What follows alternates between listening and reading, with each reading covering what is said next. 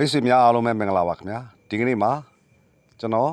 မြန်မာဘာသာကနေထိုင်းဘာသာကိုအလွယ်တကူပြန်ဆိုလို့ရတဲ့ application လေးတစ်ခုကိုမိတ်ဆွေတို့မျှဝေသွားမှာဖြစ်ပါတယ်အခုကျွန်တော်မျှဝေမယ့် application လေးကမြန်မာဘာသာကနေထိုင်းဘာသာကိုအလွယ်တကူပြောင်းလို့ရတယ်လို့ပဲထိုင်းဘာသာကနေပြီးတော့လဲမြန်မာဘာသာကိုအလွယ်တကူနဲ့ပြောင်းလို့ရပါတယ်သူ့ရဲ့အားသာချက်ကတော့ကျွန်တော်တို့အတန်ထွက်တွေပါကျွန်တော်တို့လိုက်ပြီးနားထောင်လို့ရပါတယ်ခင်ဗျာဟုတ်ကဲ့အဲ့ဒီ application လေးကို Play Store ကတွားယူရမှာဖြစ်ပါတယ် Play Store ထဲကိုဝင်လိုက်ပါခင်ဗျာ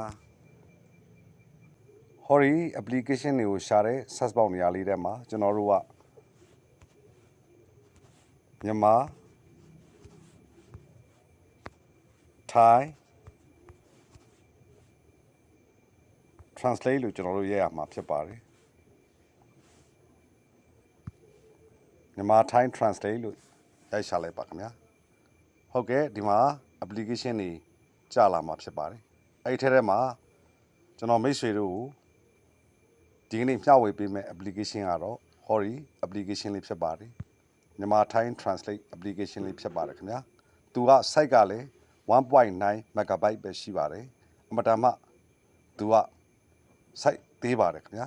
ဒီ application ကိုမိတ်ဆွေတို့ရဲ့ဖုန်းထဲကို install သွင်းရမှာဖြစ်ပါတယ်မြန်မာဘာသာနေပြီးတော့ထိုင်းဘာသာကိုပြန်ဆိုတဲ့ application တွေရှိပါတယ်ခင်ဗျာအဲ့ထဲမှာဟောဒီ application လေးကတော်တော်လေးအဆင်ပြေပါတယ်ခင်ဗျာဒါကြောင့်မိတ်ဆွေတို့ကိုကျွန်တော်မျှဝေရခြင်းဖြစ်ပါတယ်အခုဆိုရင် application လေးကကျွန်တော်ဖုန်းထဲကို install သွင်းနေပြီဖြစ်ပါတယ်ခင်ဗျာဟုတ်ကဲ့ဒီနေရာမှာ open ဆိုရင် application စီကိုတန်းပြီးရောက်သွားမှာဖြစ်ပါတယ်ကျွန်တော်ကတော့ backy နဲ့ပြန်ထွက်ပြီးတော့ကျွန်တော်ဖုန်း screen ကနေပြီးတော့ပဲကျွန်တော် application စီကိုဝင်မှာဖြစ်ပါတယ်ခင်ဗျာဟုတ်ကဲ့အခုဆိုရင်ကျွန်တော်ဖုန်းထဲကိုမြန်မာ Thai translate application လေးရောက်နေဖြစ်ပါတယ်ခင်ဗျာ application ထဲကိုဝင်လိုက်ပါခင်ဗျာ application ထဲကိုဝင်တဲ့အခါဒီပုံစံမျိုးမြင်ရမှာဖြစ်ပါတယ်ဒီနေရာမှာဒီအပေါ်က search ဆိုတဲ့နေရာမှာကျွန်တော်တို့က Thai လို့ရေးရင်မြန်မာလိုပြန်သွားမှာဖြစ်ပါတယ်ခင်ဗျာကျွန်တော်တို့ကမြန်မာလိုရေးပြီး Thai လို့ပြန်ကျင်တယ်ဆိုရင်တော့ဒီလိုလေးပြောင်းထားဖို့လိုပါတယ်ခင်ဗျာပြီးရင်ကျွန်တော်ဒီနေရာမှာကျွန်တော်ဘာသာပြန်ကျင်တဲ့စာသားတစ်ခုကိုကျွန်တော်ရေးကြည့်မှာဖြစ်ပါတယ်ဟုတ်ကဲ့ဒီနေရာမှာကျွန်တော်တို့က Unicode အသုံးပြုတဲ့ဖုန်းတွေဆိုရင်ပိုအဆင်ပြေပါတယ်ခင်ဗျာမင်းထိုင်းစကားတက်လားလို့ကျွန်တော်ရေးကြည့်ပါမယ်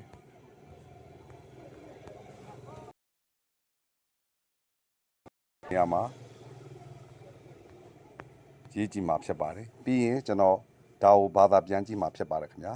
ဘာသာပြန်ရင်လည်းဆိုရင်ဟောဒီမှန်ဘလူးနေရာလေးကိုမိတ်ဆွေတစ်ချက်ထောက်ရမှာဖြစ်ပါတယ်ဒါဆိုရင်သူထိုင်းလို့ဘာသာပြန်ပြီးသားဖြစ်ပါလိမ့်မယ်ခင်ဗျာဟုတ်ကဲ့ကျွန်တော်တို့ဒီ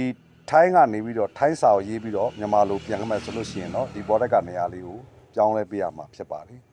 ဟုတ်ကဲ့ဒီနေရာမှာကတော့အတန်ထွက်คุณพูดဖြစ်ပါတယ်คุณဗျာพูดဟုတ်ကဲ့ကျွန်တော်တို့နောက်မေးခွန်းတစ်ခုကိုမေးကြည့်ခြင်းနဲ့ဆိုရင်ဟောဒီအဘော်တက်ကကြစ်ရှည်ကနေရာလေးအမှားကျက်နေရာလေးကိုနှိပ်ပြီးတော့အရင်မေးထားတဲ့မေးခွန်းကိုဖြစ်ပြလို့ရပါတယ်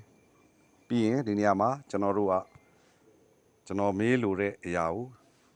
ဗမာလိုမေးကြည့်မှာဖြစ်ပါတယ်နေကောင်းလားလို့ပဲကျွန်တော်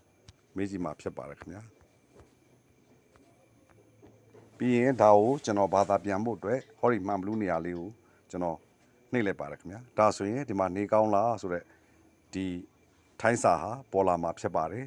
သူ့ရဲ့အတန်တက်ကိုသိချင်ရင်တော့ဟောဒီဘော်ရက်က audio ထွက်မဲ့နေရာလေးကိုမိတ်ဆွေနှိပ်ရမှာဖြစ်ပါတယ်သူ့ကိုကျွန်တော်တို့က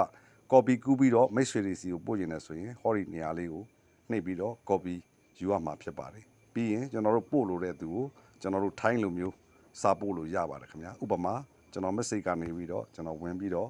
ကျွန်တော်ပို့ကြည့်မှာဖြစ်ပါတယ်ပြီးရင်ကျွန်တော်ဒီလေးကိုကျွန်တော်ဒီနေရာမှာ paste လုပ်လိုက်မှာဖြစ်ပါတယ်ခင်ဗျာ